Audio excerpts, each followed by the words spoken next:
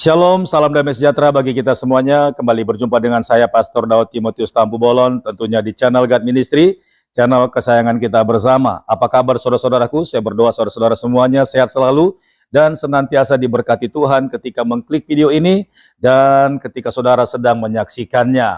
Ya, jangan heran kalau ada banyak orang sedang membahas tentang Tuhan belakangan ini. Masalahnya ada banyak orang bisa bicara tentang Tuhan namun mereka tidak mengimani. Terlebih lagi kita mendengar bahwa belakangan ini perdebatan begitu ramainya hanya membahas tentang ketuhanan, khususnya Tuhan Yesus. Memang agama Islam tidak sungkan-sungkan untuk membahas, bahkan mereka mengambil ajaran-ajaran Alkitab untuk dipegang dan untuk kadangkala untuk menjatuhkan dan melemahkan iman Kristen. Nah, mereka mengambil dari sudut pandang Al-Quran yang nyata-nyata bahwa Al-Quran itu muncul 700 tahun sebelum kekristenan sudah ada. Nah, tentu saja umat Kristen tidak mengingini bahwa ajaran atau iman yang telah dihidupi itu diputarbalikkan oleh orang-orang tertentu dengan maksud dan tujuan yang tidak jelas. Dan itu sebabnya video-video debat ini boleh muncul dan menjadi pengajaran, pelajaran bagi kita semuanya, khususnya buat anak-anak Tuhan yang bersungguh-sungguh untuk memahami bahwa Alkitab adalah buku yang sangat berkenan dan benar sesuai dengan sejarah pada masanya. Mari sama-sama kita saksikan cuplikan video berikut ini. Kita berikan satu season lagi, soalnya Bang Juma masih penasaran nih, Pak Christian juga masih penasaran. Satu season lagi untuk topik ini, silakan. Baik, terima kasih Om Handi. Mohon maaf teman-teman, karena ini pertama kali saya menjadi moderator di debat lintas agama. Silakan Bang Zuma ditanggapi lagi. Oke, baik. Jadi dari tadi saudara kita ini selalu mengatakan Al-Quran sempurna, tapi kenapa masih mengutip-ngutip kitab terdahulu? Nah, kali ini kita akan mendengarkan bagaimana kelancangan Zuma yang mencoba menantang semua para pendeta-pendeta hebat. Kali ini seorang dosen teologi mencoba menjawab dan memenuhi panggilan itu, sehingga dalam video ini kita mendengar bahwa ternyata banyak sekali Zuma tertangkap mengutip bahkan memenggal-menggal ayat dan menuding kepada umat Kristen dalam ketidakpuasannya. Lalu dosen teologi ini menjelaskan bahwa ayat itu adalah ayat yang dikutip oleh Zuma dan tidak benar, karena kelanjutan daripada ayat itu menjelaskan apa yang terjadi dan apa maksud tujuan daripada firman yang disampaikan oleh si Zuma itu. Nah, mari sama-sama kita saksikan bagaimana diskusi ini panjang namun penuh dengan pengetahuan. Saya juga ingin mengatakan bahwa sebenarnya yang mengutip itu saya. Kenapa saya mengutip? Ya karena saya berdiskusi dengan pemegang kitab tersebut. Kalau saya hanya membacakan Al-Quran, itu namanya saya ceramah di sini. Kan gitu ya. Nah sekarang ketika Orde Baru bercerita tentang Orde Lama itu wajar. Tapi kalau Orde Lama bercerita Orde Baru itu tidak rasional. Begitu juga Al-Quran bercerita tentang kitab terdahulu itu wajar. Yang tidak wajar ketika kitab saudara bercerita tentang Al-Quran. Karena kitab saudara lebih dulu. Nah, sekarang permasalahannya adalah justru kitab saudara yang menggunakan istilah-istilah dari kitab kami. Contoh, sampul kitab Anda mengatasnamakan Alkitab. Tuhan Anda sebut dengan sebutan Allah. Banyak hal pokoknya. Anda harus pahami itu yang pertama. Kemudian berbicara mengenai Antikristus. Dalilnya sangat jelas. 2 Yohanes 1 nomor 7. Banyak penyesat yang datang ke bumi, yang pergi ke seluruh dunia, yang tidak mengaku Yesus datang sebagai manusia. Berarti Yesus itu harus diakui sebagai manusia, bukan diakui sebagai Tuhan. Makanya dikatakan di dalam 1 Yohanes 2 nomor 6 tadi, apabila kamu mengaku dirimu berada di dalam Yesus, maka kamu harus kemudian hidup seperti hidupnya Yesus. Yesus praktisi Taurat, dia adalah orang Yahudi taat. Maka tidak bisa menjadi Kristen kalau percaya kepada Yesus, itu nggak bisa. Karena Yesus sendiri mengajarkan dirinya sebagai orang yang taat terhadap aturan Tuhan. Di mana dalilnya? Yohanes 14 nomor 31. Kan gitu.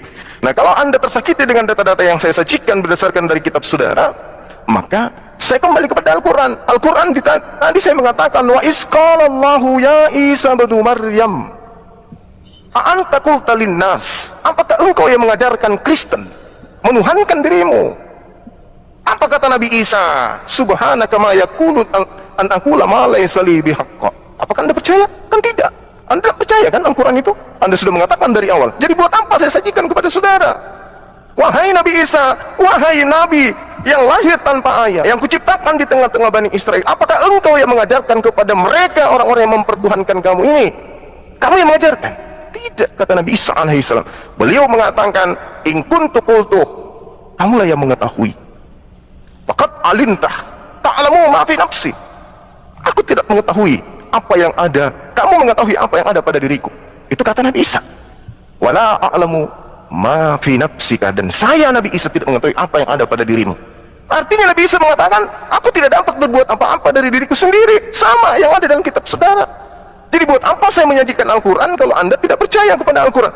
Yang bahaya ketika saya menyajikan Bible, Anda tidak percaya Bible. 1 Yohanes 2 nomor 22. Siapakah pendusta itu? Siapakah penyesat itu? Siapakah pembohong itu? Siapakah penipu itu? Siapakah Dajjal itu? Bukankah dia yang telah menyangkal bahwa Yesus itu adalah Kristus? Yang menyangkal Yesus itu Kristus, ya Kristen. Kalau Anda menerima Yesus hanya sebagai Kristus, mustahil Anda menuhankannya. Mustahil. Karena yang disebut Kristus adalah Mesias. Yang disebut Mesias adalah Nabi. Yang disebut Nabi adalah manusia. Yang disebut manusia bukan Tuhan. Kalau Anda mengatakan Yesus Tuhan, berarti Anda adalah antikristus. Karena Yesus mengajarkan dirinya adalah Mesias. Siapakah kamu menurut? Siapakah aku menurut kamu? Engkau adalah Mesias. Nah, bukan aku yang mengatakan, bukan dunia yang mengatakanmu, wahai Simon, tapi Bapa yang mengutus aku yang mengatakan kepadamu bahwa aku adalah Mesias. Barang siapa yang menerima Yesus sebagai Mesias, mustahil dia akan menuhankan Yesus, karena Yesus hanya Mesias. Barang siapa yang kemudian mengatakan Yesus itu Mesias, tetapi menuhankan Yesus yang Mesias itu, maka dia adalah planos, penipu, pembohong, pendusta, penyesat, Dajjal. Nah, itu yang perlu saudara pahami. Jadi saya bukan tidak ingin membahas Quran, tidak. Masalahnya Anda tidak beriman kepada Quran. Saya beriman kepada kitab saudara. Iman saya mengatakan kitab saudara adalah fawailul lil ladzina yaktubuna alkitaba bi aydihim tsumma yaquluna hadza min indillah. Itu iman saya. Kitab saudara saya imani sebagai catatan buatan tangan manusia biasa, bukan nabi, bukan rasul. Lalu orang itu mengatakan ini dari Allah, padahal bukan. Itu saya imani. Wajar kalau saya ambil, karena saya beriman kepada kitab saudara yang hanyalah buku biasa yang dituliskan oleh orang biasa yang mengatakan yang dituliskan itu adalah firman Tuhan, padahal bukan. Saya beriman kepada kitab saudara sebagai kitab yang dibuat oleh manusia biasa berdasarkan Al-Quran surah Al-Baqarah ayat 79. Fawailul lil ladzina yaktubuna al-kitaba bi aydihim tsumma yaquluna hadza min indillah wa yastahuna bihi thamanan qalila. Saya beriman bahwa kitab saudara adalah buku yang bukan firman Tuhan dan juga bukan sabda Yesus, tapi hanya dituliskan berdasarkan hasil penyelidikan. Itu poin terakhir. Ibrani 6 nomor 1 itu jelas sekali. Sebab itu marilah kita tinggalkan hukum-hukum. Kata siapa? Paulus. Jadi kalau saudara memerintahkan Bang Suma, jangan hanya mengambil satu ayat, baca nomor 1, nomor 2, nomor 3, nomor 4, nomor 5, baca. Apa tujuannya dibaca? Sementara Paulus sudah mendoktrin dan mendogma. Efesus 2 nomor 15, dengan matinya anak Maria di atas tiang salib, anak Maria telah membatalkan hukum Taurat beserta semua perintah yang ada di dalamnya. Jadi untuk apa? Untuk apa? Saya baca Ibrani 6, untuk apa? Intinya Paulus mengajarkan meninggalkan hukum Tuhan. Sementara Yesus mengatakan dunia harus tahu aku anak Tuhan yang diutus oleh Bapa, diperintahkan untuk melakukan semua perintah-perintah Bapa yang datang kepadaku. Di mana tertulis?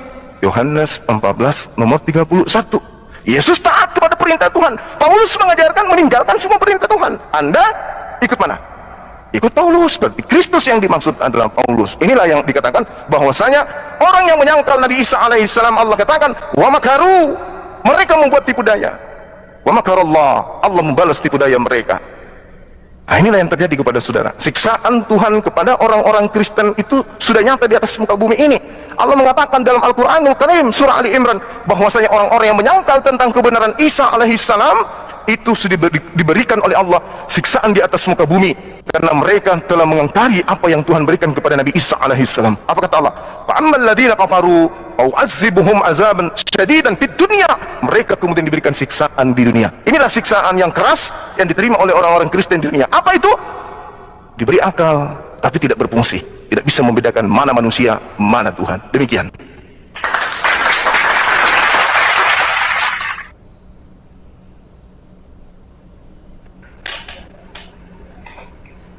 Oke, terima kasih Bang Zuma.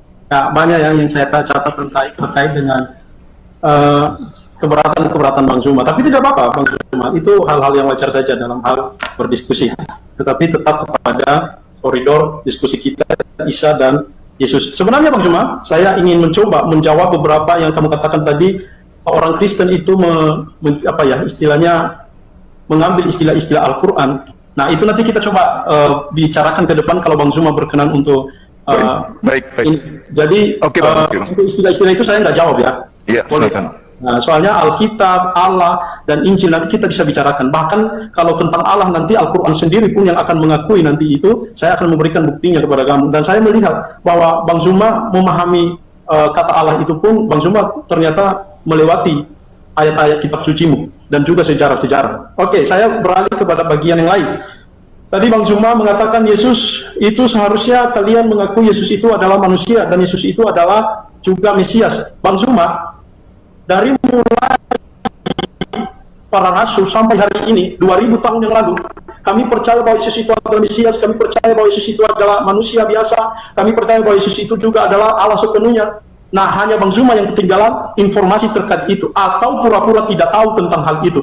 Jadi jangan dibuat sesuatu hal yang menurut saya itu tidak ada di dalam iman kekristenan. Apa yang dituliskan oleh Alkitab semua kami percaya akan hal itu. Mungkin saja apa yang dipikirkan oleh Bang Zuma dengan apa yang kami pikirkan, disitulah perbedaannya. Tetapi itu tidak membuktikan bahwa Bang Zuma lebih baik daripada pemahaman kami dengan kitab suci kami. Itu yang pertama. Yang kedua,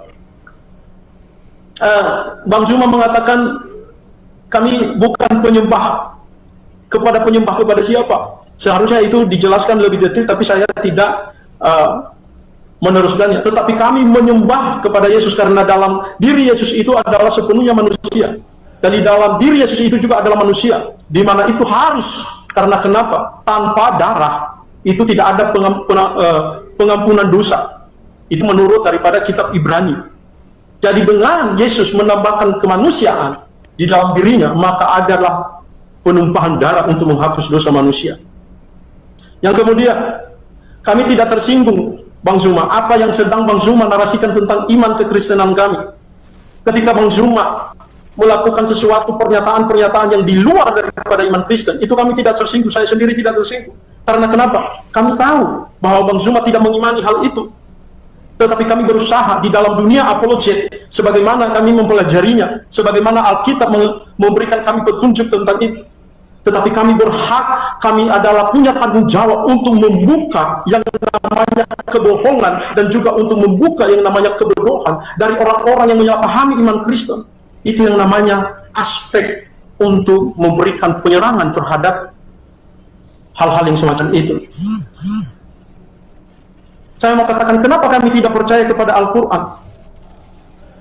Bang Zuma mengatakan bahwa kami ini tidak percaya kepada Al-Quran. Itulah sebabnya, Bang Zuma mengatakan, karena kami tidak percaya kepada Al-Quran, makanya Bang Zuma kutip yang namanya kitab-kitab kami. Sebenarnya Bang Zuma pikirkan kembali. Tema kita ini adalah pertanggungjawaban Bang Zuma sebagaimana pemahamanmu tentang Isa di dalam Al-Quran dan juga Yesus Kristus yang kami pahami di dalam Alkitab. Karena saya sudah menyatakan dalam hal awal tadi bahwa Isa dan Yesus itu adalah merupakan pribadi yang kedua. Jadi Bang Zuma belum melihat esensi daripada diskusi ini, sehingga Bang Zuma kemana-mana menceritakan tentang keimanan kekristenan, tetapi belum satupun Bang Zuma mempresentasikan Isa yang kamu pahami, yang kamu imani di dalam imanmu, yang dimana Isa itu adalah sosok yang kalian anggap sesuatu yang juga bisa dimuliakan. Tetapi saya hanya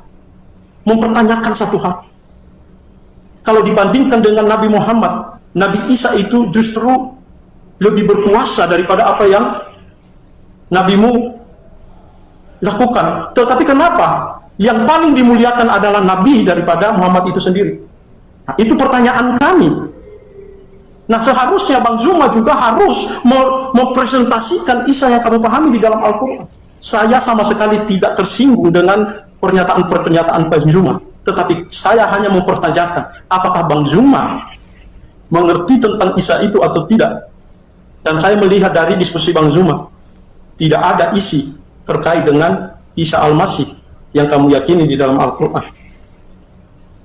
Saudara Bang Zuma tadi juga menyinggung tentang yang namanya Paulus membatalkan hukum Taurat di dalam Efesus pasal 2 ayat 15. Bang Zuma, itulah selagi saya katakan kepada Bang Zuma, harus belajar Bang Zuma untuk hal itu. Di situ kamu harus memahami hukum Taurat itu apa sih. Di dalam Izin kita moderator bicara, bisa dibacain Efesus 2:15, tolong. Ya, dia tadi yang menghadirkan data, jadi saya jangan disuruh untuk membacakan itu. Saya yakin karena dia nanti rendah kualifikasinya kalau saya yang membacakan ayatnya. Jadi jangan ininya saya penjelasan saya, karena bukan saya yang menghadirkan data itu, tapi beliau. Dan saya yakin beliau lebih paham daripada Bapak. Jadi makanya saya harus teruskan diskusi saya, gitu ya. Lanjut. Oke. Nah, jadi Bang Zuma, kalau nanti Bang Zuma memahami apa yang namanya hukum Taurat itu, ada yang namanya hukum seremonial, ada hukum spil, itu juga nanti ada hukum moral. Nah, itu yang harus Bang Zuma harus pahami dulu. Kalau nanti Bang Zuma baca mulai dari ayat yang ke-11-nya itu, di sana yang dibatalkan bukan hukum Taurat secara umum yang sebagaimana yang diterima, yang dipercayai oleh Yesus, yang diajarkan oleh Yesus. Tetapi di situ, di konteksnya itu sudah jelas sekali Bang Zuma. Yang dibatalkan itu adalah sunat hukum Taurat. Sunat. Itu adalah seremonial. Kenapa itu dibatalkan lagi? Karena hukum sunat itu hanya untuk orang Israel, di mana orang Israel harus disunat supaya mereka dinyatakan sebagai umat pilihan Allah. Tetapi bagi orang Kristen yang sudah di mana Yesus Kristus itu telah menebus dosa manusia, maka bukan lagi sunat Bang Zuma. Itu yang selalu dikatakan di dalam Kisah Para Rasul. Tidak ada lagi yang namanya orang Yahudi, tidak ada yang namanya orang Yunani, tetapi kita di dalam Kristus itu satu. Itu Bang Zuma intinya. Kemudian Bang Zuma, di ayat itu jelas sekali dikatakan, karena orang-orang Kristen dipanggil sebagai umat pilihan, bukan lagi mereka harus disunat, tetapi mereka harus dibaptis untuk memproklamasikan diri sebagai milik daripada Yesus Kristus itu. Jadi itulah iman kami.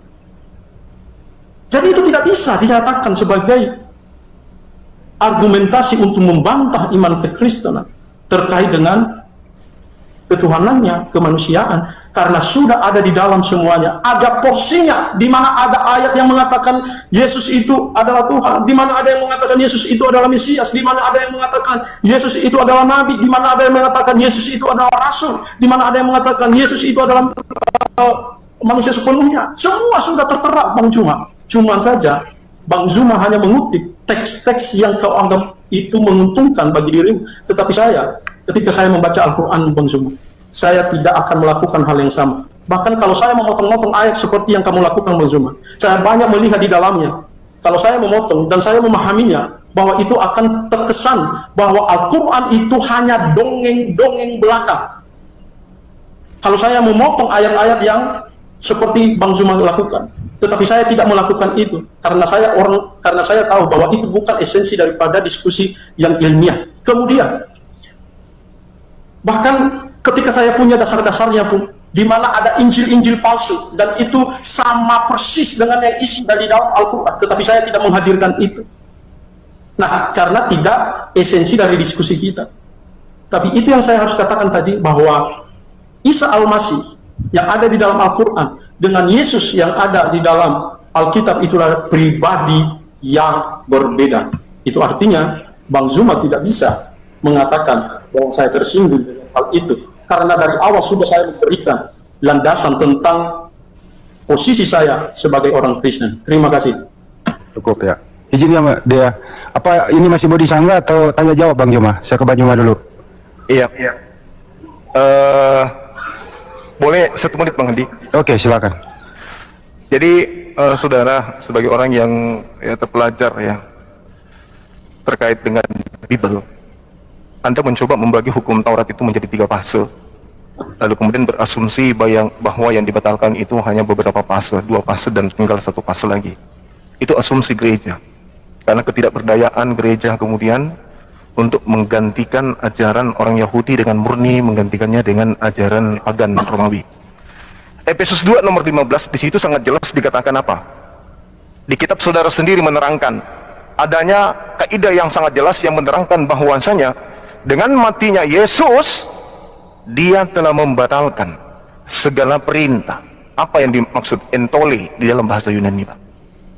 Semua perintah, segala perintah dan segala ketentuan, dogma dalam bahasa Yunani, ketentuan, ketetapan, hukum, dogma yang ada di dalamnya. Jadi Yesus mati menurut Paulus untuk membatalkan semua perintah yang ada di dalam hukum Taurat. Jangan Anda memilah, jangan Anda memilih, karena itu kelihatan kali kalau Anda itu penyesat. Ini dalil dalam kitab saudara loh. Makanya orang Kristen ketika dikatakan jangan ada ilah lain, Kristen menggantikan ilah lain, menambah ilah lain. Makanya dikatakan Tritunggal atau Trinitas, karena mereka tidak lagi menggunakan perintah Taurat. Dengan matinya Yesus, maka perintah itu selesai. Makanya Anda mengatakan Tuhan Yesus, karena Tuhannya Bani Israel Anda ganti dengan Tuhannya Romawi, yaitu Yesus. Pahami itu dengan baik. Efesus 2 nomor 15, dengan matinya Yesus di atas tiang salib, maka dia telah membatalkan segala perintah dan dogma ketentuan yang ada di dalamnya. Nah, itu dia. Jadi Anda tidak bisa lari kemana-mana, karena itu sudah pengakuan Paulus, pendiri agama Anda. Saya kira begitu Bang Handi ya. Jelas sekali bahwa terkait dengan Nabi Isa alaihissalam, kalau saya menjelaskan itu runut diterangkan di dalam Al-Quranul Karim, di dalam surah Ali Imran ya. Di situ jelas sekali di awal ketika berbicara mengenai Nabi Isa, wa yu'allimuhumul kitab wal hikmah wat Taurat wal Injil dan seterusnya. Itu Nabi Isa datang kepada Bani Israel, lalu kemudian beliau mengatakan wa rasulan ila Bani Israel, dia adalah rasul untuk Bani Israel. Lalu kemudian dia menerangkan lagi kepada Bani Israel, wa musaddiqan lima baina yaday minat Taurat wa liuhilla lakum ba'dal ladzina hurrima 'alaikum wa ji'tukum bi ayati min rabbikum fattaqullaha wa ati'un. Perintah Nabi Isa kepada Bani Israel untuk bertakwa kepada Allah dan juga taat kepada dirinya. Itu Nabi Isa. Ini kalau mau dibahas korelasinya dengan iman Kristen itu apa? Sementara Nabi Isa alaihissalam mengajarkan innallaha rabbi wa rabbukum fa'buduhu hadza siratun mustaqim. Sesungguhnya Allah Tuhanku dan Tuhanmu, sembahlah Allah Tuhanku dan Tuhanmu. Ini pengajaran dari Nabi Isa alaihissalam. Inilah jalan yang lurus. Jalan yang lurus yang diajarkan oleh Nabi Isa alaihissalam adalah menyembah Allah dan mentaati dirinya sebagai Rasul. Makanya dikatakan di dalam kitab saudara pun sama. Aku mengenal muridku, aku mengenal pengikutku, pengikutku mengikuti aku dan mendengarkan aku. Yohanes 10 nomor 27. Kenapa saya membawa itu? Karena di Al-Quran menerangkan innallaha rabbi wa rabbukum fa'budu hadza siratal mustaqim. Akulah jalan, akulah kebenaran, akulah hidup. Tidak ada yang sampai kepada Bapa tanpa melalui aku. Berarti jalan lurusnya adalah mendudukkan Nabi Isa, mendudukkan Yesus sebagai apa? Sebagai Tuhan? Bukan. Mendudukkan Yesus itu sebagai utusan Tuhan untuk menuju kepada yang ada di langit. Bukan justru menyembah Yesus. Apalagi ketika kemudian Nabi Isa alaihissalam diterangkan dalam Al-Quranul Karim, fa'amma ahassa Isa minhumul kufra, orang-orang kafir ini kemudian qala man ansari ilallah. Jadi ada pengingkaran orang-orang Yahudi kepada Nabi Isa alaihissalam. Nah sekarang di kitab saudara, apakah orang Yahudi ingkar kepada Yesus? Ingkar. Al-Quran menceritakan itu 1400 tahun silam. Al-Quran menceritakan itu. Walamma ahassa Isa minhumul kufra qala man ansari ilallah qala al-hawariyuna nahnu ansarullah amana billah dan seterusnya washhadu bi annal muslimun. Jadi pengikut-pengikut daripada Nabi Isa alaihissalam adalah orang yang taat kepada Allah, orang yang kemudian berserah diri kepada Allah. Nah, sedangkan Kristen ini siapa? Wa isqalallahu ya Isa bin Maryam anta qulta linnas. Apakah engkau yang mengajarkan kepada Kristen, kepada manusia-manusia yang menuhankan dirimu itu untuk menyembah kepada dirimu? Nah, lalu Allah mengatakan wa makaru, orang-orang kafir yang akan menyalibkan Yesus, yang akan membunuh Isa, itu melakukan makar. Apa makar itu? Melakukan tipu-tipu, melakukan kesaksian-kesaksian palsu. Dan itu terekam di kitab saudara Yohanes 11 nomor 53, Matius 26, nomor 59, Matius 27, nomor 18. Kenapa Anda menolak kitab saudara? Kan lucu. Lucu. Orang Kristen menolak kitabnya sendiri. Bagaimana orang-orang Yahudi melakukan tipu daya supaya Yesus itu bisa disalibkan? Al-Quran mengatakan, wa makarullah. Wa makaru, wa makarullah. Kitab Anda loh yang mengatakan itu. Kalau Anda tidak beriman kepada Al-Quran, silakan. Tapi, waduh, bahaya kalau Anda tidak beriman kepada kitab Anda sendiri. Matius 26, nomor 59, imam-imam kepala, bahkan mahkamah-mahkamah agama bersekongkol untuk melakukan kesaksian-kesaksian palsu demi untuk membunuh Yesus. Al-Quran mengatakan, wa makaru, wa makarallah. Mereka orang-orang Yahudi, Bani Israel, orang Farisi melakukan tipuan-tipuan, kesaksian-kesaksian palsu demi untuk membunuh Nabi Tuhan yang datang kepada Bani Israel. Itu jelas. Nah, sementara hasil daripada tipuan, hasil daripada rekayasa, hasil daripada kesaksian-kesaksian palsu mereka, Anda jadikan sebagai kebenaran. Orang yang disalibkan kemudian Anda tuhankan, Anda sembah. Padahal yang disalibkan itu adalah Yudas Iskariot, bukan Yesus Kristus. Demikian. Silakan. Ya, kita harus adil ya. Beri terakhir ke Pak Christian baru tanya jawab. Silakan. Saya ini. Oke, terima kasih Bang Zuma. Oke, itu silakan di ini. Saya minta tolong untuk dibesarkan. Oke, luar biasa Bang Zuma. Bang Zuma telah membantu saya sebagian terkait dengan iman kekristenan, di mana di dalam kekristenan itu banyak yang namanya fitnahan terhadap dirinya.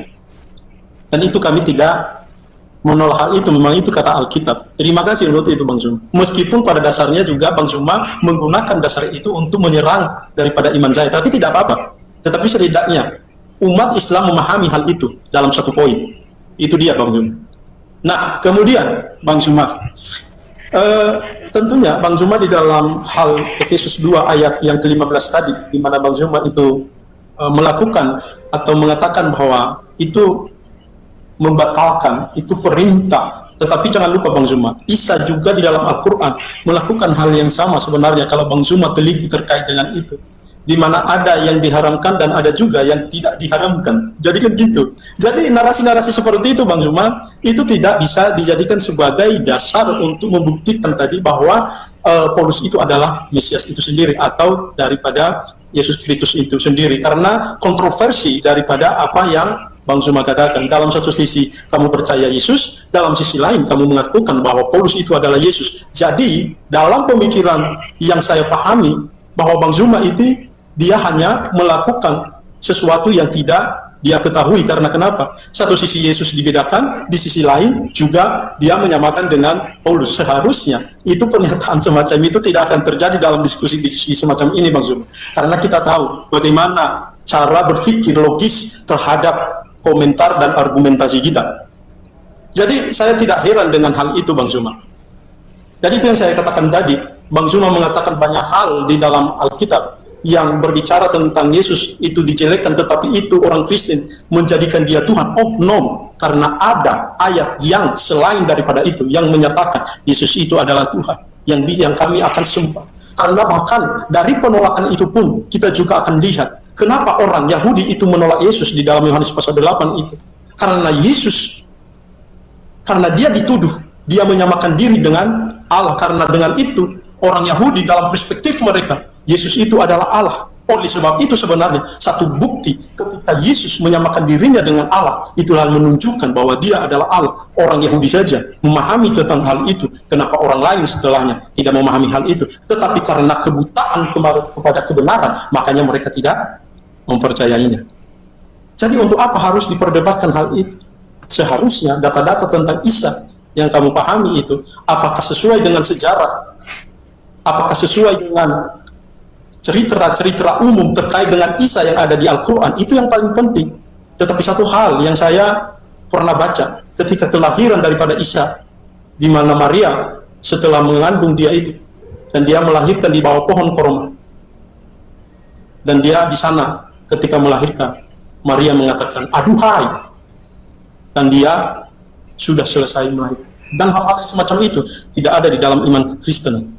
Seharusnya itu yang kita bicarakan. Supaya apa? Supaya posisi umat Islam, posisi orang Kristen itu terkait pemahaman mereka tentang Isa dan juga pemahaman mereka tentang Yesus Kristus itu sama-sama kita percayai dan kita memahami dengan sungguh-sungguh. Ini adalah ruang edukasi. Bagi saya, kalau terus Bang Zuma melakukan sesuatu dan argumentasinya mulai dari tadi mulai sampai Bang Zuma selesai sampai hari ini hanya untuk mencari-cari dalil di dalam Alkitab, dan itu semua kabur dan Bang Zuma tidak tahu sebenarnya artinya, itu sebenarnya menurut saya itu filsafat kosong yang disebutkan di dalam Yakobus, di mana Yakobus mengatakan janganlah kamu menghabiskan waktu untuk hal-hal atau filsafat-filsafat kosong itu. Jadi apa yang saya harapkan sebenarnya adalah di dalam diskusi ini kita sama-sama mempresentasikan pribadi atau sosok yang kita percayakan di dalam kitab suci masing-masing. Jadi sayangnya sampai hari ini saya belum menemukan hal yang demikian, tetapi tidak masalah, saya seorang Kristen mampu untuk mempertanggungjawabkan iman saya. Jadi menurut saya itu jawaban terakhir saya, apalagi kita sudah 2:50, tentunya ini tidak sampai mau 2 jam dan sudah lebih 1 jam dari apa yang kita janjikan waktu. Terima kasih. Baik. Waktunya untuk menghemat waktunya untuk tanya jawab. Nanti tanya jawabnya itu Sangga menyanggahnya tiktokan santun. Tiktokan santun, oke? Jadi saya jangan ditanya ke saya dulu ya. Saya ke kamar mandi di Bang Zuma, mungkin Kristen menanya ke Bang Zuma dulu ya. Enggak, kedua pembicara yang tanya jawab dulu, Bang. Oh, sudah kan, sudah cukup lah itu. Belum ada pertanyaan. Bang Zuma pertanyaan 1, Abang pertanyaan 1. Saya mau ke kamar mandi sebentar. Iya, nggak apa-apa. Silakan ke kamar mandi dulu. Bang Zuma memberi dulu tanggapan atas argumentasi Anda. Silakan. Kita tunggu 3 menit. Silakan Bang Zuma. Oke, baik. Terkait dengan Al-Quranul Karim yang menceritakan tentang Nabi Isa alaihissalam, kemudian menghalalkan sebagian apa yang diharamkan Allah kepada Bani Israel, terekam dalam surah Ali Imran ayat 50. Allah subhanahu wa ta'ala menjelaskan, wa musaddiqan lima baina yadayhi minat Torah wa liuhilla lakum ba'dal ladina hurrima alaikum. Jadi Nabi Isa alaihissalam kemudian datang kepada Bani Israel menghalalkan sebagian apa yang diharamkan oleh Allah kepada Bani Israel. Apa pembuktiannya? Kita lihat di dalam kitabnya saudara-saudara kita Yahudi, di kitab Keluaran misalnya, Keluaran 8 ya teman-teman, Keluaran 8 ya. Apa itu? Keluaran 31 sorry Bang Andi. Keluaran 31, di situ diterangkan bahwasanya maka peliharalah hari Sabat, karena 6 hari, karena sebab peliharalah hari Sabat, pelihara hari Sabat, sebab itu adalah hari yang kudus bagimu. Siapa yang melanggar kekudusan hari Sabat, maka dia harus dihukum mati. Itu perintah dalam kitabnya orang Yahudi, Keluaran 31 nomor 14. Oke ya, saya ulang lagi, Keluaran 31 nomor 14. Peliharalah hari Sabat, kuduskanlah hari Sabat. Siapa yang melanggar untuk mengkuduskan hari Sabat, maka pastilah ia akan dihukum mati. Nabi Isa alaihissalam diceritakan dalam Al-Quran yang tadi, bahwasanya beliau datang kemudian untuk menghalalkan sebagian. Tadi Keluaran 31 nomor 14, dibunuh orang yang melanggar kekudusan hari Sabat. Apa yang terjadi kemudian sahabat-sahabat ketika Nabi Isa diceritakan menghalalkan sebagian? Ternyata di dalam kisah para rasul, di dalam kitabnya orang Yahudi Matius 12, coba teman-teman di bawah Matius 12, di situ dengan sangat jelas diterangkan Yesus bersama murid-muridnya kemudian memetik gandum pada hari Sabat, dan muridnya tidak dibunuh, Yesus pun tidak dibunuh. Berarti benar Al-Quran menarasikan bahwasanya beliau datang menghalalkan sebagian yang diharamkan. Bukti Keluaran 31:14, orang yang tidak mengkuduskan Sabat dibunuh. Matius 12, Yesus dan muridnya tidak mengkuduskan hari Sabat, tidak dibunuh. Berarti Yesus menghalalkan apa yang diharamkan oleh Tuhan kepada Bani Israel. Benar kata Al-Quran, dan itu dibuktikan dengan kitab saudara. Yang tidak benar itu adalah pengakuan Paulus dalam Efesus 2 nomor 15. Dengan matinya Yesus, maka dia telah membatalkan segala perintah yang ada di dalam hukum Taurat. Tidak terbukti orang Yahudi hari ini masih melakukan itu. Mereka masih taat kepada hukum Taurat. Bahkan Yesus mengatakan, lebih mudah langit dan bumi lenyap daripada setitik dari hukum Taurat itu batal. Matius 5 nomor 19, barang siapa yang menghilangkan hukum Taurat meskipun yang paling terkecil lalu mengajarkan kepada orang lain, maka dia akan menempati tempat terendah di dalam kerajaan langit. Bahkan Yesus mengatakan bahwasanya, aku datang bukan untuk meniadakan, tapi aku datang untuk menggenapi. Lebih mudah langit dan bumi lenyap daripada setitik dari hukum Taurat itu batal. Sementara Paulus mengatakan dengan matinya Yesus dia telah membatalkan segala perintah yang ada di dalamnya. Saya kira gitu. Ya, baik. Segala perintah lainnya.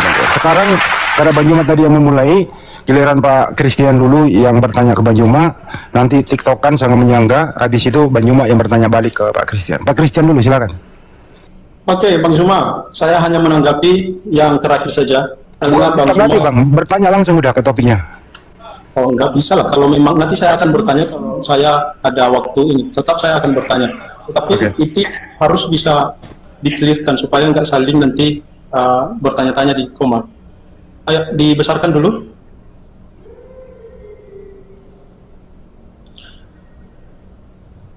Oke, Bang Zuma, di dalam Efesus 2 ayat 15 itu tadi sudah saya jawab, jadi saya tidak mengulanginya biar penonton aja yang menilai seperti apa jawaban saya. Tetapi ada satu menarik yang saya katakan, ini sesuatu menurut saya yang inkonsistensi terhadap seorang debatos yang baru saya lihat hari ini.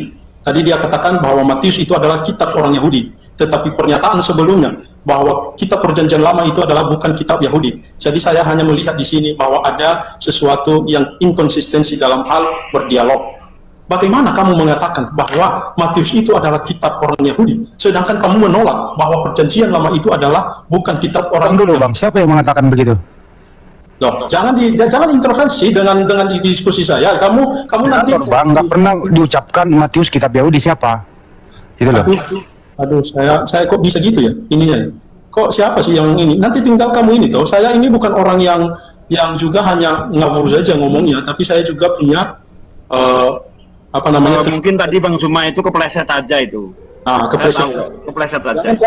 Jangan dianggap saya ini orang bodoh seperti yang dianggap seperti itu. Jadi kalau diskusinya seperti ini, intervensi hostnya dan dia juga bukan hostnya, ya untuk apa kita harus berdiskusi seperti itu? Lanjut. Gitu ya. Oke, terima kasih. Jadi itulah inti saya yang saya kadang-kadang yang saya tidak senang dalam hal-hal semacam ini. Kita ini bukan untuk mencari menang rasa kalahnya. Silakan Bang Zuma menang dalam hal diskusi ini. Saya nggak ada urusan di situ. Tetapi apa yang saya lakukan adalah untuk mempertanggungjawabkan iman saya. Jadi begitu. Nah, pertanyaan saya Bang Zuma terkait dengan Isa Al-Masih yang di dalam iman Bang Zuma. Saya pernah membaca kitab itu mengatakan bahwa ada Injil yang dibawa oleh Isa semasa dia masih kecil. Mungkin Bang Zuma bisa menceritakan ke kita Injil apa saja yang dia bawa itu dan di mana sekarang dan dibaca siapa waktu itu dan posisinya di mana hari ini dan apakah itu nanti yang dipercayakan oleh umat Islam atau bukan. Silakan Bang Zuma. Karena kami Oke, silakan Bang Zuma. Silakan langsung. Iya, baik. Jadi ayat yang menceritakan tentang Nabi Isa kemudian diterangkan, diajarkan wa yu'allimuhumul kitaba wal hikmah wat taura wal injil, itu adalah pengakuan Nabi Isa dan ini bercerita tentang masa yang akan datang. Masa di mana Yesus itu sudah dewasa sampai pada masa dia bisa melakukan pemberitaan Injil kepada Bani Israel. Jadi diawali dengan pernyataan Allah ketika kemudian malaikat Jibril itu kemudian datang kepada Maryam. Dikatakan di dalam Al-Quranul Karim bahwasanya malaikat Jibril ini dipanggil diperintahkan kemudian oleh Allah untuk mendatangi Maryam, ibu daripada Nabi Isa alaihissalam. Isqalatil malaikatu ya Maryamu innallaha, sesungguhnya Allah yubashshiruki bi kalimatin minhu. Itu yang dikatakan oleh malaikat Jibril atau Roh Kudus kepada Maryam, bahwasanya wahai Maryam, sesungguhnya Allah menyampaikan kabar gembira kepadamu tentang sebuah kalimat darinya, yaitu seorang manusia bernama Isa, anak laki-lakimu, putra Maryam, seorang yang terkemuka di dunia dan di akhirat dan termasuk orang-orang yang didekatkan kepada Allah. Lalu malaikat Jibril ini juga bercerita wa yukallimuhumul fil mahdi. Jadi nabi ini yang datang kepadamu kelak, anak ini yang datang kepadamu kelak, dia akan berbicara dengan manusia dalam buayan. Jadi dia masih bayi, dia mampu berbicara kepada Bani Israel. Dan ketika sudah dewasa, ini diceritakan oleh Al-Quran, dan ketika sudah dewasa, wakahlan, ketika dia dewasa kemudian dia termasuk orang-orang yang saleh, wa minas salihin. Ketika dia dewasa kemudian dia mengajarkan kepadanya, Allah mengajarkan kepadanya Taurat, mengajarkan kepadanya hikmah, mengajarkan kepadanya Injil. Wa yu'allimuhumul kitaba wal hikmah. Nah, apa isi daripada Injil yang didatangkan oleh Allah kepada Nabi Isa alaihissalam? Salah satu yang saya sampaikan kepada Anda tadi. Wa rasulan ila bani Israel anni qad ji'tukum bi ayatin min rabbikum anni ahluku lakum, dan seterusnya. Nabi Isa alaihissalam kemudian ketika datang kepada Bani Israel, mengaku dirinya sebagai utusan Allah kepada Bani Israel, diberi mukjizat kepada beliau dari Allah, membangkitkan orang mati dan seterusnya, lalu kemudian membuat orang buta melihat, orang lumpuh berjalan dan seterusnya. Itulah Injil yang diajarkan kemudian oleh Allah kepada Nabi Isa alaihissalam. Dan inti daripada pengabaran Injil, hikmah pengajaran yang datang kepada Nabi Isa kepada Bani Israel itu adalah wa musaddiqan lima baina yadai minat Torah wal uhilla lakum, seperti yang saya terangkan tadi. Beliau menghalalkan sebagian apa yang diharamkan kemudian kepada Bani Israel, dan itu terbukti ada dalilnya. Sedangkan Paulus mengatakan membatalkan segala perintah, itu tidak ada bukti. Dan Nabi Isa mengatakan apa? Fattaqullaha wa atiun. Nabi Isa dalam penginjilannya mengajarkan takwalah kepada Allah, takutlah kepada Allah, dan taatlah kepada. Itu yang diajarkan Nabi Isa kepada Bani Israel. Ya, jadi terkait dengan apa yang diterangkan oleh Al-Quranul Karim, jalan yang lurusnya yang diajarkan oleh Nabi Isa terkait kepada Bani Israel itu adalah innallaha rabbi wa rabbukum, sesungguhnya Allah itu adalah Tuhanku dan Tuhanmu, fa'buduh, sembahlah kepada Allah saja. Hadza siratul mustaqim, itulah jalan yang lurus. Jadi yang diajarkan kemudian Nabi Isa kepada Bani Israel adalah menyembah kepada Allah dan taat kepada dirinya sebagai Rasul. Itulah jalan yang lurus itu. Demikian. Silakan Pak Christian, kalau ada bantahan. Ada bantahan, Pak, ada bantahan. Tentunya kan ada bantahan.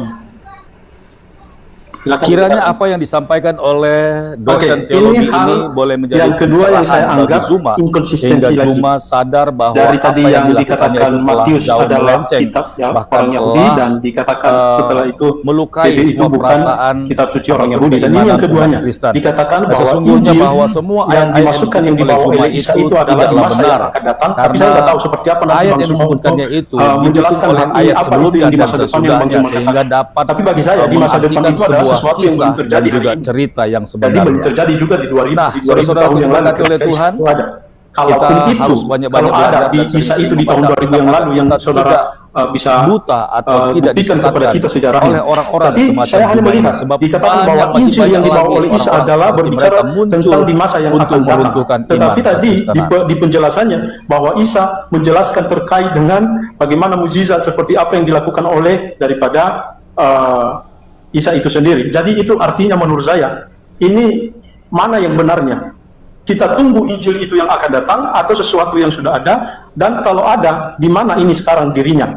Di mana fisiknya? Kalau itu juga hanya berupa narasi, itu hanya tulisan-tulisan saja. Nah, seperti apa kamu mengatakan bahwa ada bukti-bukti yang dilakukan oleh Isa? Karena bagi kami tidak pernah mendengar cerita Isa seperti itu yang kamu maksudkan. Jadi silakan nanti mungkin Bang Zuma bisa menjelaskan kepada kita apa yang kami maksudkan terkait dengan penjelasan itu. Dan hal yang pertama yang penting sekali lagi adalah di situ dikatakan kalau dibaca adalah berupa Injil itu dalam pemahamannya itu adalah Injil yang tertulis. Nah, sekarang mana Injil itu yang saya maksudkan? Coba berikan kita penjelasan. Terima kasih. Cukup ya, sekali nanti penjelasan Banyuma, habis ini Banyuma yang bertanya. Silakan. Ya. Jadi ketika berbicara mengenai Al-Quran, memang dibutuhkan perangkat di kepala untuk memahami. Yang saya maksud di sini adalah ketika Nabi Isa kemudian berbicara pada masa bayi. Di situ Allah kemudian mengatakan bahwa beliau akan memberitakan tentang Injil kepada Bani Israel di masa yang akan datang. Maksudnya masa di mana Nabi Isa sudah dewasa, bukan di masa nanti. Karena ini berbicara mengenai pada saat dia bayi. Pada saat dia bayi kemudian Nabi Isa berbicara kepada kaumnya ketika ibunya dituduh sebagai pesina. Maka dia mengatakan, aku ini adalah seorang nabi yang diutus oleh Allah kepada Bani Israel. In huwa illa abdun al'amna alaihi wa ja'allahu matalan li Bani Israel. Jadi kenabian beliau sebagai tanda untuk Bani Israel, bukan untuk Kristen. Itu yang perlu Anda pahami. Jadi ketika berbicara mengenai Injil yang datang kepada Nabi Isa alaihissalam, Injil itu datangnya kepada Bani Israel. Kenapa minta di saya? Saya bukan Bani Israel. Kami beriman kepada Nabi Isa. Nabi Isa alaihissalam datang kepada Bani Israel mengajarkan Taurat. Taurat kitabnya Nabi Musa. Apakah Nabi Isa ketika datang kepada Bani Israel tidak mengajarkan Taurat itu? menurut Al-Quran mengajarkan. Lalu kemudian ketika datang kepada Bani Israel, apakah Nabi Isa mengajarkan hikmah? Menurut kami mengajarkan hikmat. Apakah Nabi Isa mengajarkan Injil? Menurut Al-Quran mengajarkan Injil. Justru karena inilah kemudian Al-Quran menarasikan dengan sangat jelas bahwa kedatangan beliau kepada Bani Israel menghadirkan pertentangan dan penolakan Bani Israel kepada dirinya, sehingga ada penangkapan dan ada penyaliban. Dan penyaliban ini adalah orang yang menggantikan dirinya. Itulah yang Anda sembah hari ini, yang menggantikan Nabi Isa, itu yang Anda sembah. Nah, ini masalah besar kalau kita masuk sampai ke sana. Innallaha rabbi wa rabbukum fa'budu. Itu isi daripada pengajaran Nabi Isa. Sesungguhnya Allah Tuhanku dan Tuhanmu, karena itu sembahlah Dia. Fa'budu, sembahlah Allah. Itu ajaran Nabi Isa alaihissalam. Hadza siratul mustaqim. Inilah jalan yang lurus. Jadi Nabi Isa adalah jalan menuju kepada Allah. Dia adalah jalan, bukan tujuan akhir. Hadza siratul mustaqim. Jadi jalan lurusnya itu adalah mereka kemudian mengajak, Nabi Isa kemudian mengajarkan Bani Israel menyembah hanya kepada Allah saja dan mendudukkan dirinya sebagai Rasul. Kalau Anda bertanya, mana kitabnya? Lah, tanya kepada Bani Israel. Tanya kepada Bani Israel. Ada nggak kitabnya Nabi Isa? Masih ada nggak? Tidak ada lagi. Berarti Al-Quran benar dengan mengatakan bahwasanya ahli kitab itu lima taquluna ma la taf'alun. Ya ahlul kitab, lima talbisuna al-haqqa bil batil wa taktumul haqqa wa antum ta'lamun. Artinya ahli kitab merubah-rubah firman Tuhan, mencampur adukkan firman Tuhan, sehingga muncul kitab saudara. Coba lihat kitab saudara. Apakah semua tinta merah? Tidak, ada tinta hitam. Siapa tinta hitam yang berkata itu? Firman Tuhan, bukan? Lalu siapa yang berkata di tinta hitam? Pengarang kitab saudara. Lima talbisuna al-haqqa bil batil wa taktumul haqqa wa antum ta'lamun. Mengapa engkau mencampur adukkan antara firman Tuhan, sabda Nabi, dan karangan-karangan kalian? Itu perkataan. Nah, sekarang kalau pertanyaan yang ditujukan kepada saya, mana kitab Injil? Injil itu bukan ke Islam. Injil itu kepada Bani Israel. Tanya kepada Bani Israel, apakah mereka menerima Nabi Isa alaihissalam? Tidak. Kalau Nabi Isa aja tidak diterima, apalagi kitabnya. Nah, itu yang perlu dipahami. Demikian dari saya, silakan. Baik. Saya Ya, coba. entar dulu Pak Pendeta, Pak Kristen. Giliran Bang Juma yang bertanya. Kan Anda udah menyangga. Begitu juga nanti kalau Bang Juma bertanya, Bang Juma cuma satu kesempatan untuk menyangga. Kesempatan untuk Bang Juma bertanya, silakan. Oke. Baik. Pertanyaan saya sederhana. Ketika kemudian Al-Quran menarasikan tentang Nabi Isa alaihissalam, bahwa yang menjadi saksi kemudian setelah Nabi Isa alaihissalam itu terangkat ke langit adalah orang-orang di tengah-tengah Bani Israel. Ada di dalam kitab saudara Matius 26 nomor 24. Coba Anda baca. Sebelum saya bertanya, Anda baca di situ, pahami dengan baik data itu. Matius 26 nomor 24. Sorry, habis baterai. Sorry, saya cas satu dulu, habis baterai. Ya, dicas saja dulu. Saya lupa. Matius 26:24. Iya. Bahwa ketika Yesus mengajar kepada Bani Israel, Bung, kitab Kristen itu belum tertulis. Lukas, Markus, Matius, Yohanes itu belum tertulis. Apalagi surah-surah Paulus. Jadi karangan-karangan mereka ini nanti tertulis setelah Yesus itu terangkat ke langit. Pertanyaan saya berkaitan dengan Matius 26 nomor 24. Anak manusia memang akan pergi meninggalkan dunia, maksudnya sesuai dengan yang tertulis tentang dia. Di dalam bahasa Yunani tertulis ini jelas dikatakan grapo, berarti sudah tertulis, sudah ada di atas kertas. Anak manusia memang harus pergi sesuai dengan apa yang tertulis. Berarti sudah ada tertulis. Berarti kalau sudah ada tertulis, berarti tertulisnya di kitabnya orang Yahudi, bukan di kitabnya orang Kristen. Catat itu. Pertanyaan saya, yang tertulis di dalam kitabnya orang Yahudi tentang Yesus, cara dia naik ke langit itu tertulis di mana?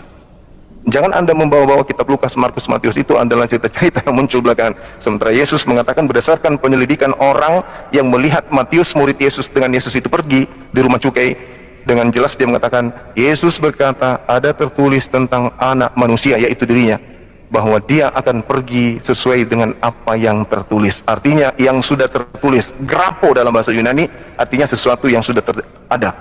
Nah, di mana tertulis tentang Yesus akan terangkat ke langit? Silakan. Silakan Pak Pendeta.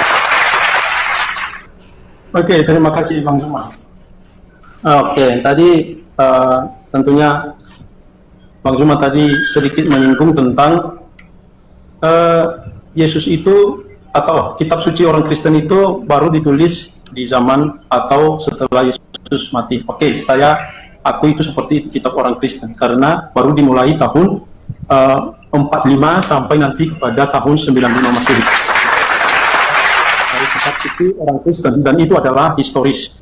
Nah, karena tapi bukan berarti bahwa hal itu tidak ada, enggak, karena ada tradisi lisan dan ada tradisi tulisan, di mana itu terdapat di dalam 2 Tesalonika pasal 2 ayat 15, sebab itu berdirilah teguh dalam berpeganglah pada ajaran-ajaran yang kamu terima dari kami, baik secara lisan maupun secara tulisan. Jadi sama dengan Al-Quran juga, ada yang lisan dan ada yang tulisan, meskipun dalam konsepnya itu berbeda. Tapi itu tidak bisa kita menyangkali hal itu. Kita sama-sama memiliki konsep seperti itu, meskipun dalam penjelasannya berbeda. Oke, tadi katanya bagaimana? Di mana yang dimaksudkan di dalam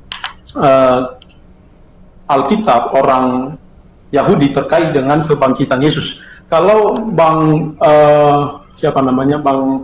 Zuma mengatakan itu sesuatu yang eksplisit seperti yang di dalam penulisan yang dikatakan di dalam ini, tidak ada, Bang Zuma. Itu kita fair dalam hal seperti ini. Tetapi ada beberapa kita melihat di dalam Alkitab itu, seperti di Yesaya 43, itu sangat jelas sekali, di sana panjang sekali ceritanya bagaimana terkait nubuatan tentang Yesus dan banyak hal-hal yang berbicara tentang Yesus. Kebangkitan, sebentar ya, kebangkitan saya coba dulu ambil dasar-dasarnya, saya lihat dulu. Nah, kita ambil di dalam Yesaya 43. Jadi memang kita tidak menyangkali hal-hal yang semacam itu, Bang Zuma. Tetapi yang dimasukkan di situ bukan berarti secara eksplisit seperti yang di kalimat itulah yang dimaksudkan ayat itu. Bagi kami, kalau Bang Zuma memahaminya dengan yang lain, tidak masalah. Oke, itu saya bisa jelaskan di dalam Yesaya 43 itu sangat jelas di sana ya. Mungkin ini panjang sekali, mungkin teman-teman nanti bisa baca. Ada banyak di sana nanti, mulai dari ayat pertama sampai ayatnya yang ke 28. Itu nanti bisa dibaca di sana, dan beberapa saya akan baca dan yang terkait dengan nubuatan tentang Yesus Kristus. Di ayat yang ke-11 dikatakan, Akulah Tuhan dan tidak ada juru selamat selain daripadaku. Satu dulu, Dia adalah juru selamat. Yahweh itu adalah bukan Yahweh itu adalah tidak ada yang lain selain daripada juru selamat itu sendiri. Dan juru selamat itu dikonfirmasi di dalam Lukas, yang dimana kitab yang Bang Zuma tadi kutip. Jadi hal-hal yang semacam itu yang kita masukkan, sebentar ya, yang kita masukkan di nubuatan itu tidak secara eksplisit seperti yang diharapkan Bang Zuma. Tapi ini memang Bang Zuma tidak akan puas dengan hal itu, tetapi saya tidak bisa memunafikan hal-hal yang semacam ini. Di Lukas pasal 2 ayat 11 dikatakan, hari ini telah lahir bagimu juru selamat Yesus Kristus Tuhan di kota Daud. Jadi kalau di dalam perjanjian lama dikatakan bahwa Yesus itu adalah Allah itu atau Yahweh itu adalah juru selamat, maka di dalam perjanjian baru dikatakan Yesus itu adalah juru selamat, maka bagi kami itu adalah Yesus itu adalah Allah sendiri dalam kealahannya. Oke, yang berikutnya ayat yang ke-12 dari pasal yang ke-43, Akulah yang memberitahukan, menyelamatkan dan mengabarkan, dan bukanlah Allah asing yang ada di antaramu.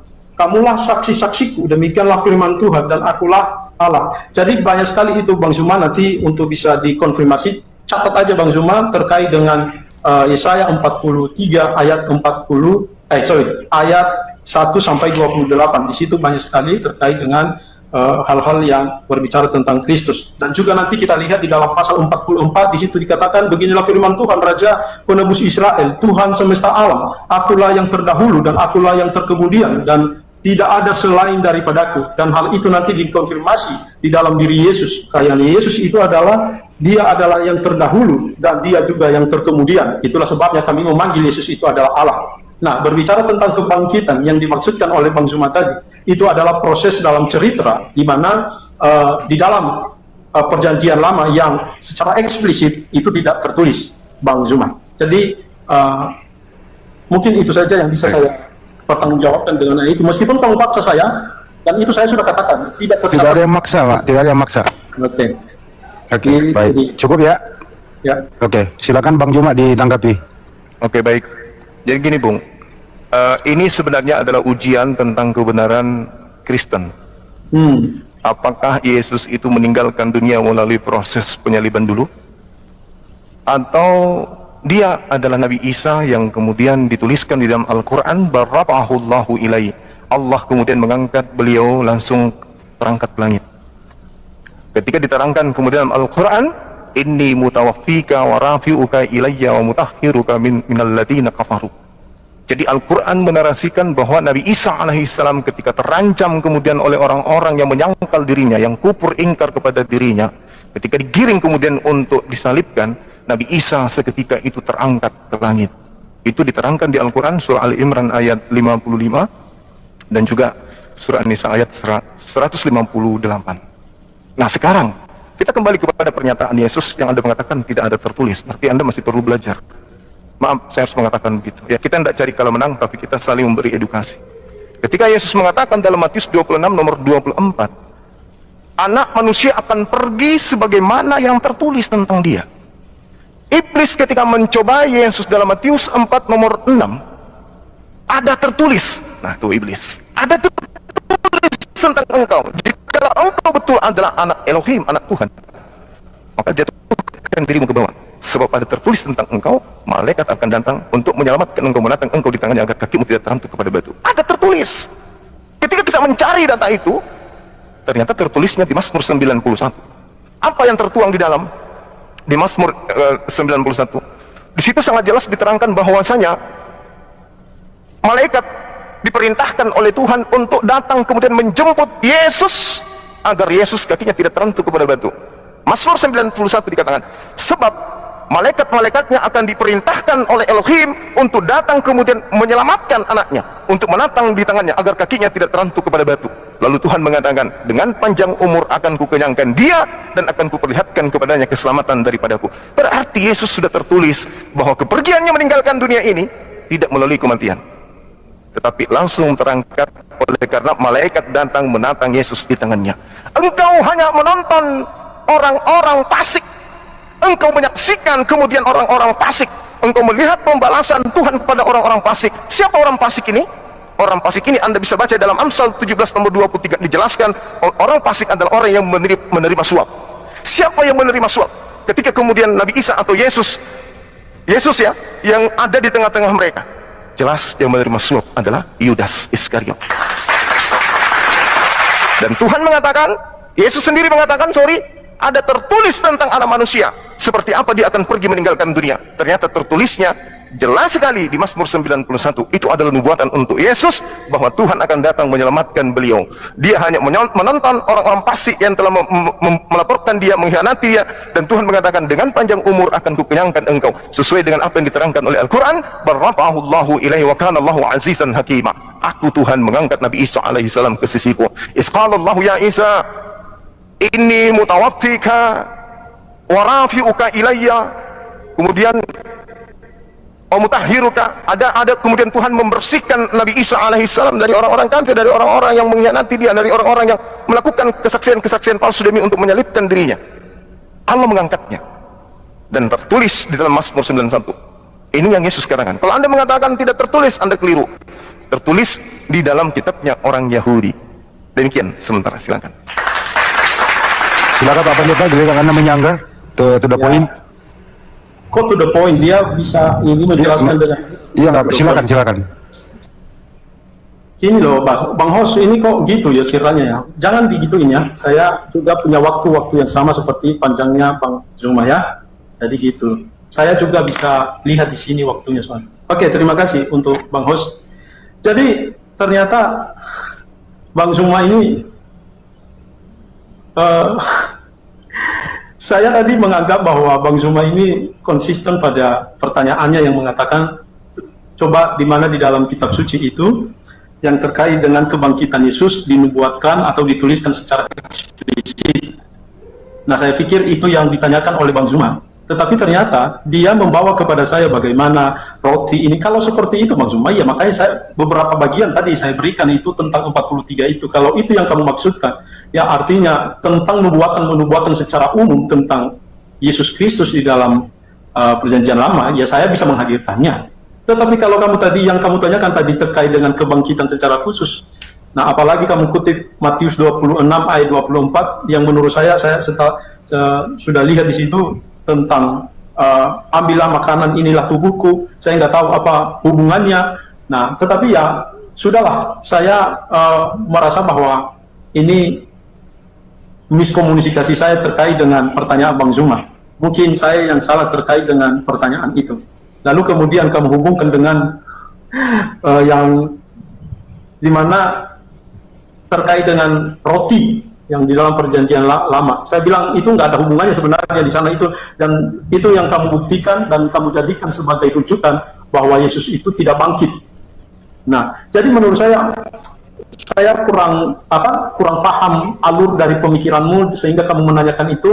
Satu yang kamu tanyakan, kamu tanyakan sesuatu lalu kamu jawab sesuatu dan perjawabannya itu tidak tepat dengan pertanyaanmu sendiri, dan kamu melemparkan kepada saya untuk bertanya tentang sesuatu yang menurut saya sudah jawab, dan justru kamu ambil jawaban yang lain, kamu anggap itu jawaban yang benar. Nah, ini sesuatu yang saya katakan, ya sudahlah, kita lewatkan hal itu.